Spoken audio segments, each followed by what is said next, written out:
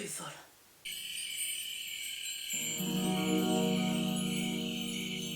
Bienvenidos a nuestro canal, yo soy Amarie y hoy vengo a haceros una reseña.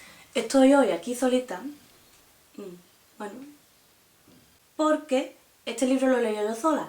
Entonces, en el canal vamos a subir reseñas cada una por su lado. Es decir, los libros que se lea Kajima los reseñará Kajima y los libros que me lea yo los reseñaré yo. ¿Cuándo haremos vídeos juntas? Cuando hagamos una reseña de un libro que hayamos leído las dos, ya sea una lectura conjunta o casualidad de la vida que las dos nos ha gustado ese libro.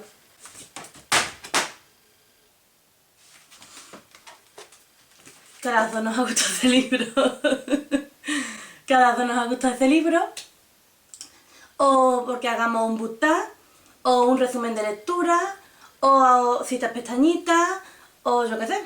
Entonces esos vídeos sí los haremos juntas, pero cuando yo haya leído un libro y ella no tenga ni idea de ese libro, pues, o ella haya leído un libro y yo no tenga ni idea de ese libro, esos vídeos los haremos por separado. Me siento sola.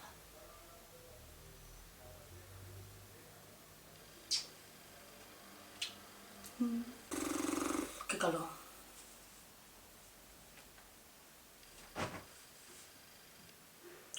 El libro que os vengo a reseñar se titula Tres espejos, espada y luna, o luna y espada. Es de Sebastián Vargas y lo publica aquí en España la editorial SM.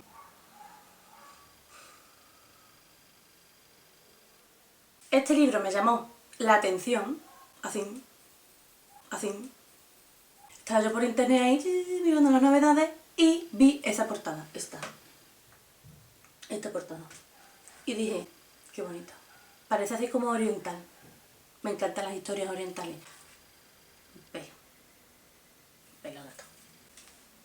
Entonces empecé a investigar y descubrí de que no era solamente un libro, que eran dos.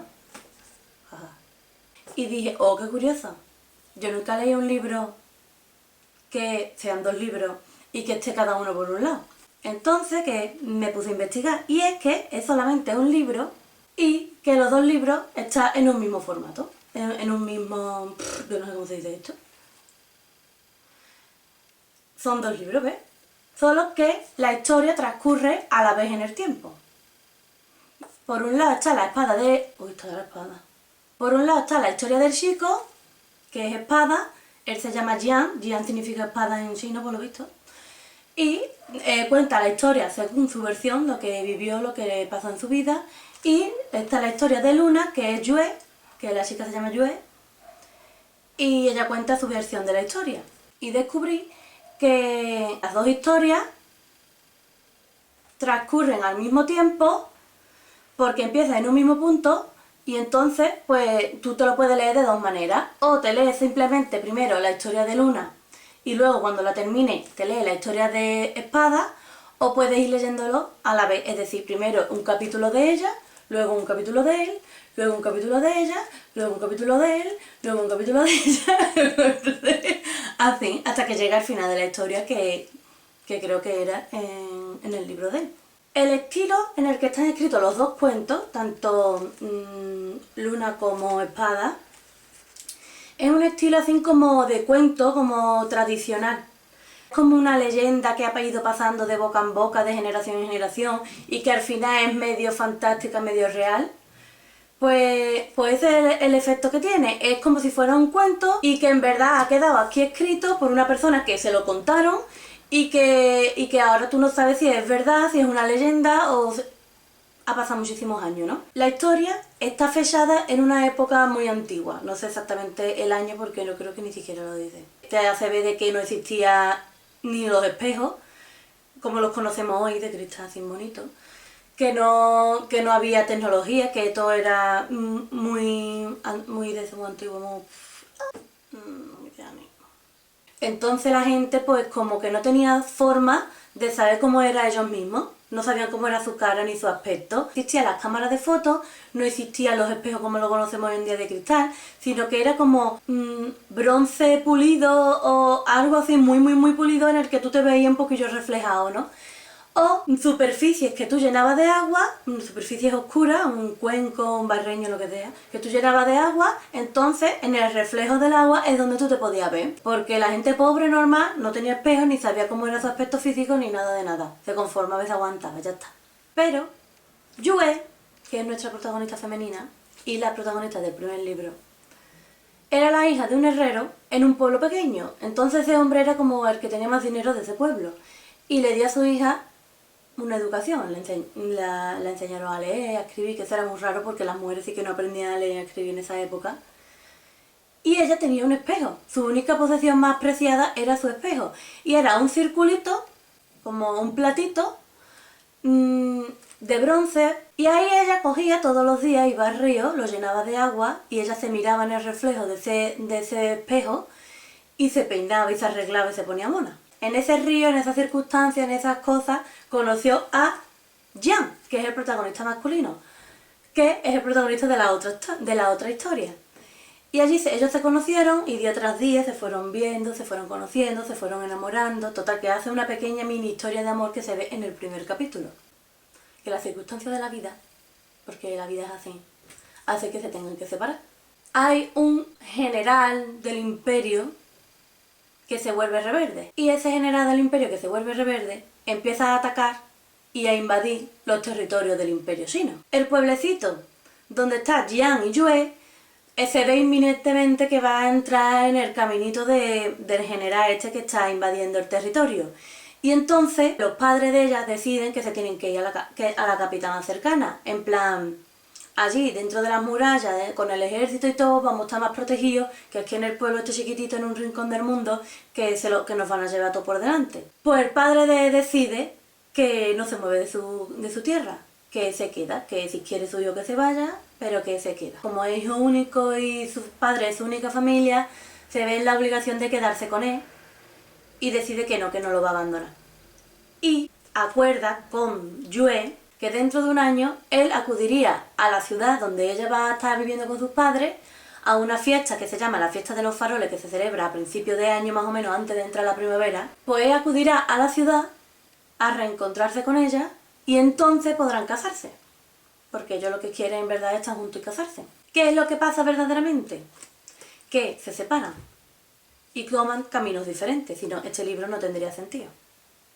Él, por su lado, se queda en el campo con su padre, vienen los rebeldes, atacan su campo, pasan ciertas cosas y él se ve obligado a huir y acaba rodeado de piratas y de gente que no le conviene nada.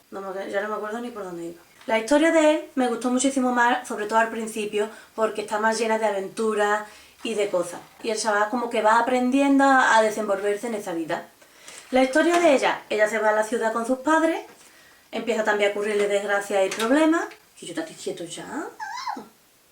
Se acaba yendo a la ciudad con sus padres y allí también empieza a venirle los problemas y las cosas, ¿no? Porque la ciudad se ve sitiada por el ejército enemigo y toda la gente de esa ciudad se ve que no puede ni entrar ni salir ni comerciar ni nada, simplemente que están ahí encerrados. Esa circunstancia hace que cada vez haya más pobreza, más hambre, más todo. Y con él vivimos una historia que todo lo contrario, no está encerrado, está en plena libertad, pero ¿qué es lo que pasa? Que se ve rodeado de mierda también, de piratas y de cosas malas. A mí personalmente me gustó más la de él, porque al principio sobre todo hay más aventura, pero la historia de ella también es más bonita también.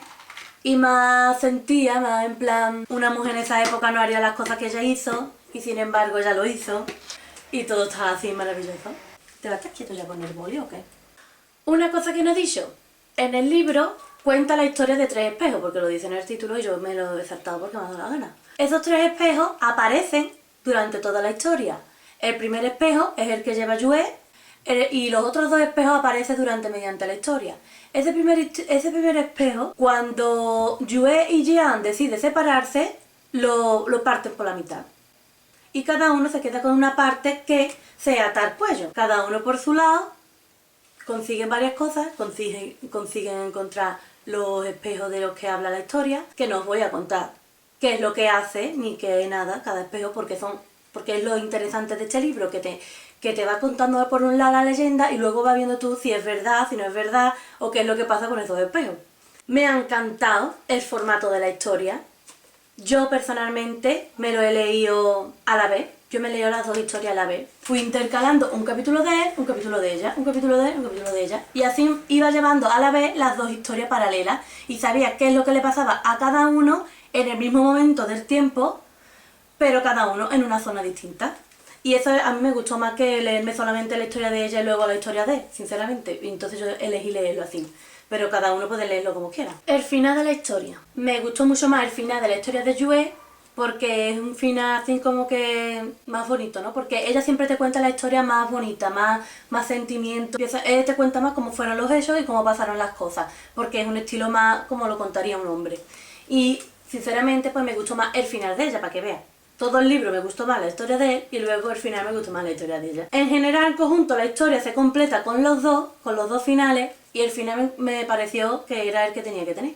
Y yo le he dado un 5 de 5 en Goodreads. ¿Por qué? En verdad es una historia sencilla, porque es como dije al principio, es como una leyenda que pasa de boca en boca y ha llegado hasta nuestros días.